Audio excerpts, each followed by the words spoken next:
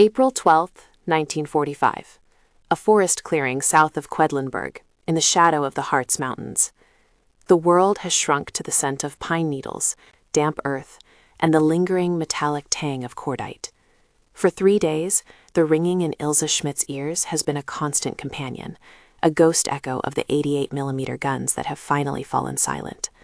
She is a Nachrichtenhelferin, a signals auxiliary, 22 years old, and her world ended not with a bang, but with the exhausted click of a field telephone receiver being placed in its cradle for the last time.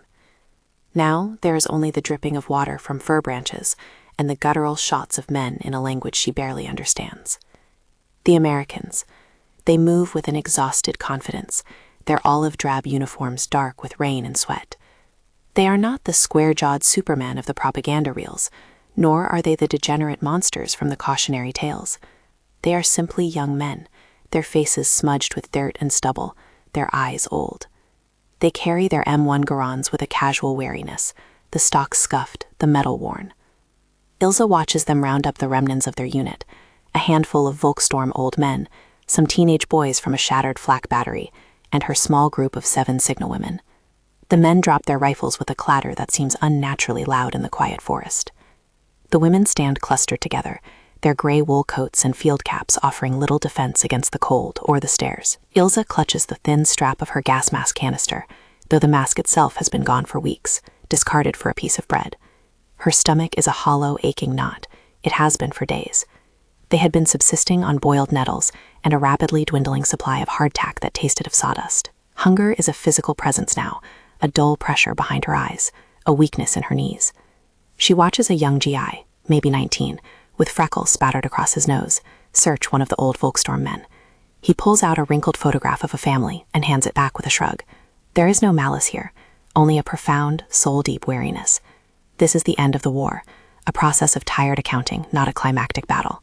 Aufstellen, line up, an American NCO bellows, his German rough but understandable. His name tape reads Kowalski. He points with a thick finger towards a muddy track where a GMC CCKW truck waits, its canvas cover flapping in the breeze. The engine rumbles, a low, impatient growl. The women shuffle forward, a small island of gray in the sea of green and brown. Ilse feels the eyes of the other women on her. She has always been the quiet, steady one, the one who could repair a frayed wire in the dark, her fingers nimble and sure. But now her hands tremble slightly. Beside her, Greta, who is only 17 and lied about her age to join, begins to sob quietly. A harsh whisper comes from Marta, an older, grim-faced woman from Hamburg. Halt and Wundkind, don't give them the satisfaction. Greta stifles the sound, her shoulders shaking. They are herded towards the back of the truck. A GI offers a hand to help the first woman up. She flinches away from his touch as if struck. The GI sighs, retracting his hand. One by one, they clamber aboard, their hobnailed boots scraping against the metal. The floor is cold and damp, littered with spent brass casings and empty ration tins. The smell of gasoline and wet canvas fills the small space. Ilse finds a spot against the side, pulling her knees to her chest. She can see the forest through the opening at the back, the tall pines standing as silent witnesses. This forest was home just an hour ago. Now it is a foreign country. The last of the prisoners are loaded, and 2 armed guards swing themselves up onto the tailgate. They don't look at the prisoners, instead staring out at the road ahead, their rifles held across their laps. The tailgate slams shut, a heavy, final sound. The world outside is reduced to a thin strip of gray sky and passing trees. Inside, there is only semi-darkness and the faces of strangers thrown together by defeat. The truck lurches forward, its gears grinding as it finds purchase in the mud. They are moving, but to where no one knows. Ilse closes her eyes, the motion of the truck a sickening sway in her empty stomach. The war is over for them, but something else, something vast and unknown, is just beginning. The only certainty is the gnawing hunger and the cold that seems to seep from the very floorboards of their new, moving prison. The journey is a descent into a gray, rumbling purgatory.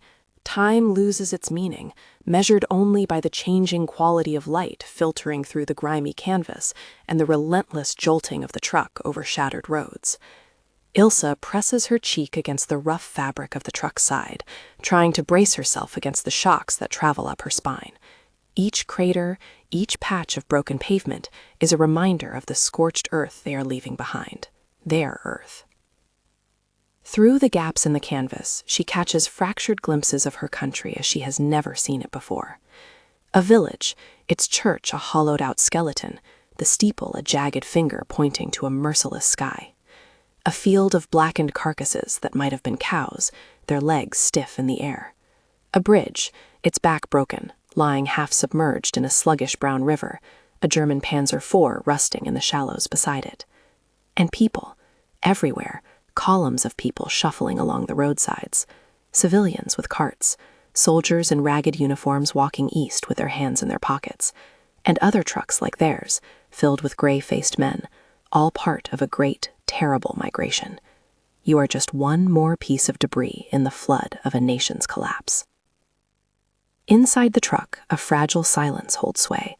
No one speaks of what they have seen or what might come next. To give voice to their fears would be to make them real. Ilse studies the faces around her.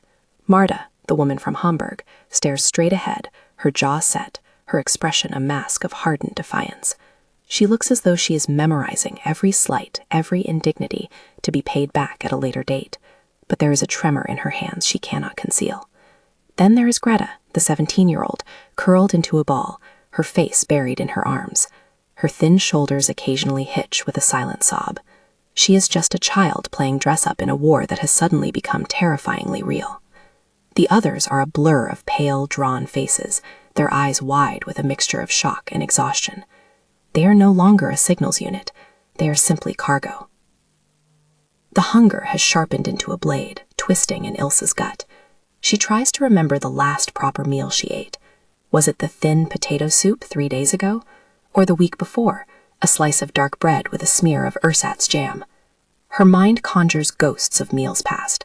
Her mother's sauerbraten, the scent of roasting apples and cinnamon at Christmas, the simple, profound pleasure of a warm roll with fresh butter. These memories are a form of torture. She swallows, but there is no saliva. Her throat is dry and raspy. The 2 American guards on the tailgate are an impassive presence. At one point, one of them unwraps a chocolate bar, a Hershey's bar. The sweet, rich scent fills the cramped space. He breaks it in half, handing a piece to his companion. They eat it slowly, without looking at the prisoners. It is not an act of cruelty, Ilse realizes. It is worse. It is an act of complete indifference. They do not exist as people to these men. They are simply a problem to be transported and contained. As dusk bleeds into a cold, damp night, the truck finally slows. The gears grind again, and it turns off the main road, the tires sinking into deep mud. Through the back, Ilse sees a landscape of raw earth and wire. Endless lines of barbed wire, stretched between rough-hewn posts under the harsh glare of portable floodlights. In the distance, she can see vast, sprawling enclosures filled with thousands of figures, a sea of gray and field-gray humanity. This is not a camp. This is a pen. A Rhine-Wiesenlager, a Rhine meadow camp, though they are hundreds of kilometers from the Rhine. The name is a catch-all for these temporary enclosures sprouting all over the conquered territory. The truck halts with a final shuddering groan. The engine cuts out, and the sudden silence is deafening. The tailgate is unlatched and thrown down. "Raus! Everybody out! Schnell!" The voice of Sergeant Kowalski cuts through the night. The guards jump down, their boots sucking at the night. The women stir, stiff and cold, their bodies aching from the long ride. They climb down slowly, one by one, into a world of mud and wire. The mud is ankle-deep, a thick, cold porridge that clings to their boots and tries to pull them under. The air is heavy with the smell of damp soil, disinfectant, and the faint, unsettling odor of massed, unwashed bodies. They are lined up again, counted like livestock under the indifferent gaze of more guards. The gate to one of the enclosures groans open, a maw in the wire fence. This is it. This is their new home. Ilse looks at the endless rows of tents and makeshift shelters, the sheer scale of the defeat laid bare.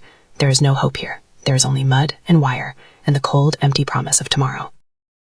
The first 48 hours in the enclosure are a blur of cold, damp misery. Their world shrinks to a patch of churned-up earth inside a wire fence. There is no barracks, no shelter provided.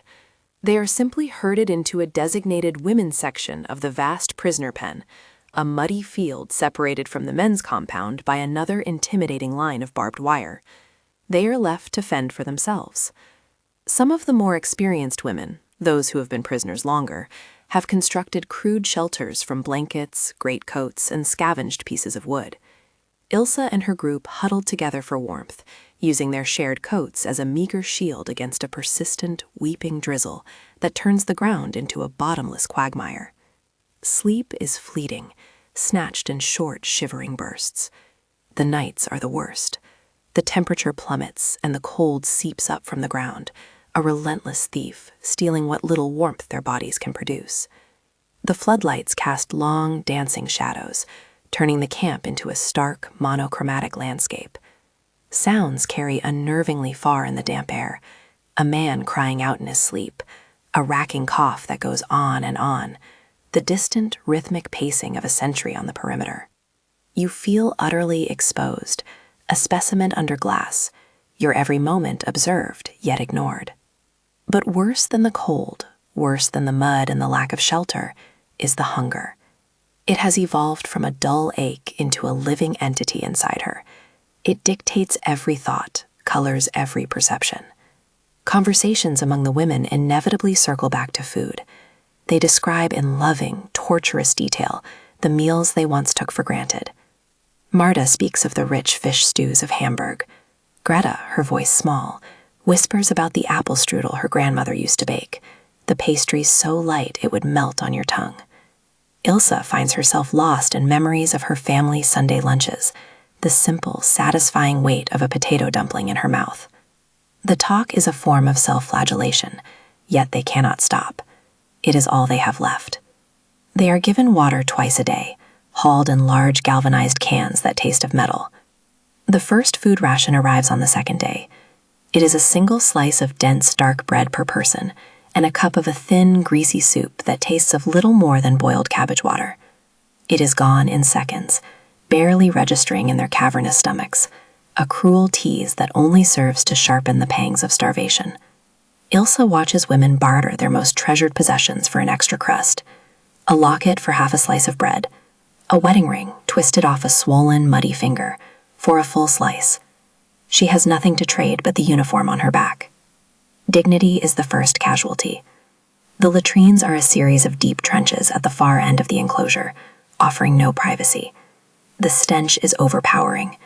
Women who once prided themselves on their fastidious appearance now have mud caked in their hair and under their fingernails. Their uniforms are stiff with dirt.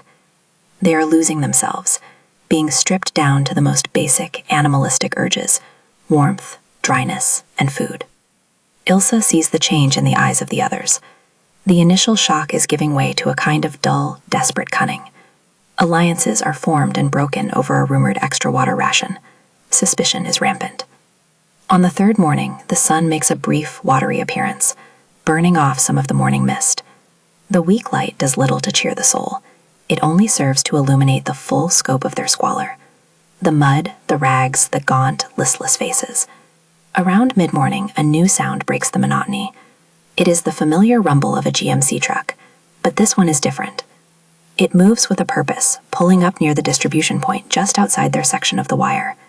A collective staring passes through the compound. Hope, a dangerous and unfamiliar emotion, flickers in thousands of hearts. Two GIs jump from the cab. They are not the usual guards. They wear white aprons over their uniforms and move with the brisk efficiency of cooks. They drop the tailgate of the truck, revealing not crates of bread, but large steaming metal containers, the kind used for serving hot food in a field kitchen.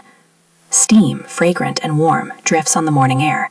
It smells of something other than boiled cabbage. A murmur ripples through the women's compound.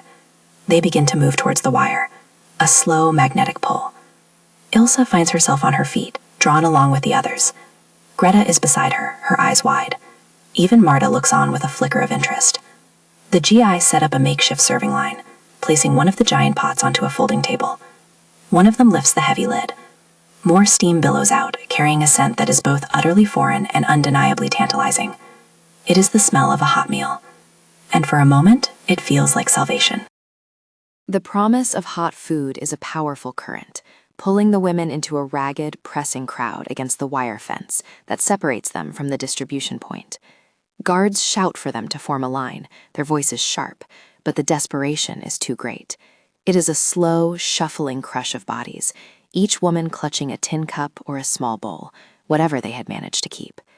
Ilsa is caught in the middle of it, the press of shoulders and elbows, a reminder of their shared, desperate state. The air is thick with anticipation, a low, collective hum of hope and raw animal need.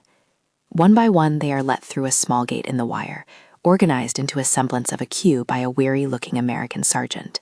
The GIs behind the table work quickly, their movements economical. The first pot contains a kind of stew, a brownish mixture with unidentifiable lumps of meat and vegetables. It smells savory, and the women who receive it first hold their cups as if they contain liquid gold, hurrying away to protect their prize. But it is the second pot that holds everyone's attention.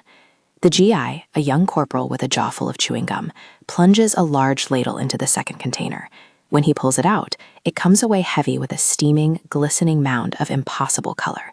It is a brilliant, shocking yellow, kernels of a size and shape Ilsa has never seen served on a human plate. Perfectly uniform, plump, and gleaming with what looks like melted butter. He slops a generous spoonful into the first woman's tin. And then it happens. A wave of stillness passes down the line.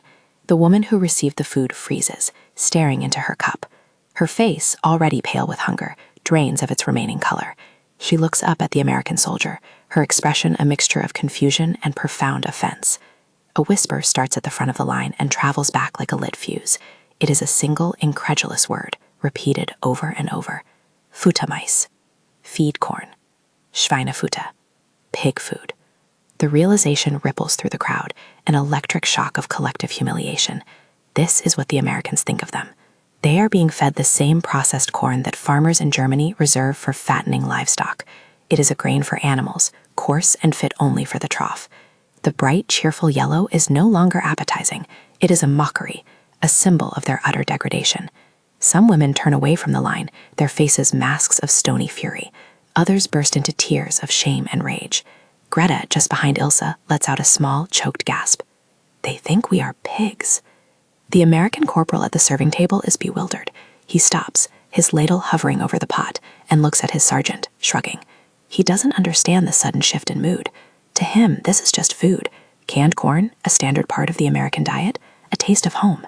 He chews his gum, his expression one of complete incomprehension at the sight of these ragged women recoiling from a hot meal. This disconnect, this chasm of cultural understanding, is more insulting than any deliberate act of cruelty could ever be. They are not even speaking the same language of food. Ilsa stands frozen, watching the scene unfold. Her stomach screams with a hunger so intense it is making her dizzy. The smell of the corn, sweet, warm, and buttery, is an exquisite torture. Before her is a choice, stark and absolute. There is the gnawing, all-consuming need of her body, a physical demand for sustenance that threatens to overwhelm all other thoughts. And then there is her pride, the last tattered remnant of her identity as a German, as a woman, as a human being. To eat this food would be to accept their assessment of her, to become the animal they believe her to be. Marta, a few places ahead, reaches the front of the line. She shoves her cup forward, takes the stew, but when the corporal moves to add the corn, she spits on the ground in front of him. 9, she says, the word a shard of ice. She turns and stalks away, her back rigid. Her act of defiance sends another murmur through the crowd. Many follow her lead, accepting the meager stew but refusing the golden insult that comes with it. But Ilsa watches Marta go, and she sees something else. She sees the tremor in the older woman's hands. It is not just rage, it is weakness. Marta is starving, just like the rest of them. Her pride is a magnificent, brittle thing, but it will not keep her alive. Ilsa looks at Greta, who is now openly weeping, her face buried in her hands. She looks at the other women, their faces a mixture of fury and despair. And she looks at the steaming pot of corn. Her mind is a battlefield. Hunger versus shame. Survival versus self-respect. In this muddy field, surrounded by wire, this single decision feels like the most important one she has ever made. The line shuffles forward. It is her turn. She steps up to the table, her empty tin cup held out in a trembling hand. The American corporal looks at Ilsa, his brow furrowed in wary confusion. He has just been spat at and rejected by half a dozen women. He seems to be bracing himself for another outburst. He holds the ladle, hesitating. Ilsa meets his gaze. His eyes are not cruel, they are just tired. He is a boy, thousands of miles from his home in Ohio or Kansas, ladling out food he has probably eaten his entire life. He cannot possibly comprehend the cultural weight of this simple vegetable. In his world, it is food. In hers, it is an emblem of abasement. Ilsa says nothing. She simply holds her tin cup steady, her knuckles white. She gives a short, almost imperceptible nod. Let them watch. Let them all watch. Let Marta glare from across the compound. Let Greta cry. The gnawing emptiness in her stomach has won the war. It is a victory of the most primal, honest kind. The corporal seems to understand the gesture. With a slight shrug, as if to say, "It's your funeral," he dips the ladle into the pot and slops a heavy spoonful of the bright yellow kernels into her cup, right on top of the thin stew. The warmth of the food radiates through the thin metal, a small patch of life in her cold hands. The weight of it is surprising, substantial. She turns away from the serving table, her movements slow and deliberate. She can feel dozens of pairs of eyes on her back. She is a traitor, a collaborator in her own humiliation. She walks a few paces away from the line, finding a relatively dry patch of ground near a fence post, and sinks down, her legs suddenly too weak to support her. She stares into the cup. The corn kernels are plump and perfect, glistening with melted butter that is now mixing with the watery stew. The sweet, starchy smell rises to meet her, an almost overwhelming perfume of pure sustenance. Her mouth floods with saliva. For a long moment, she just sits there, the cup cradled in her lap, the internal battle raging on. You are what you eat. If she eats pig food, what does that make her? But then, another thought pushes through the fog of hunger and shame. What if she is wrong? What if this isn't an insult? What if it is just food? Her hand, holding her small, bent spoon, is shaking so badly she can barely control it. She scoops up a few kernels, along with a little of the stew. They tremble on the spoon, little golden jewels of potential salvation or ultimate disgrace. She raises it to her lips. The other women in the queue have stopped moving, their attention fixed on her. The compound is strangely quiet. The only sound is the wind whistling through the barbed wire. She closes her eyes and puts the spoon in her mouth. The first sensation is the warmth, a gentle, life-affirming heat that spreads across her tongue. Then comes the texture. The kernels are not hard and coarse like dried animal feed. They are soft, yielding. They burst against her palate, releasing a sudden, shocking sweetness. It is a clean, wholesome vegetable sweetness, unlike anything she has ever tasted. It is not the food of pigs. It is just delicious. In its own strange, foreign way, it is deeply, satisfyingly delicious. The simple, nourishing power of it floods her senses. It is fuel. It is life. It is the furthest thing from an insult. A tear escapes from under her closed eyelid and traces a path through the grime on her cheek. It is not a tear of shame, but a profound, earth-shattering relief. She opens her eyes and takes another spoonful, and then another. She eats with a desperate, focused intensity, blocking out everything but the act of filling the terrible emptiness inside her. A small movement catches her eye. Greta has crept closer, her tear-streaked face a question. She watches Ilsa eat, her own hunger warring with a shame that has been drilled into her. Ilsa looks at the girl, then down at her own cup, and then back at Greta. She scoops up a spoonful of the corn and holds it out. An offering. Greta hesitates for a second, then darts forward, takes the spoon, and puts it in her mouth. Her eyes go wide. A look of astonishment, then dawning comprehension spreads across her face. She hands the spoon back to Ilsa, and without a word, turns and runs back to the serving line, shoving her cup at the bewildered American corporal. It is like a dam breaking. Another woman, seeing Greta's reaction, steps forward and gets the corn. Then another. A quiet, momentous shift is occurring. Marta is still standing apart, her arms crossed, a thunderous expression on her face. But even she cannot ignore the scene unfolding. One by one, the women who had refused the food are rejoining the line, their pride finally, irrevocably broken, by the sight of Ilsa Schmidt, quietly, methodically, eating her first American meal. The mood has not turned to joy, but the sharp, bitter edge of humiliation has been replaced by a quiet, weary acceptance. The war had taken everything from them, and now in a muddy field in the heart of their ruined nation, their long journey back to the world of the living was beginning with a single, sweet, and utterly unexpected bite.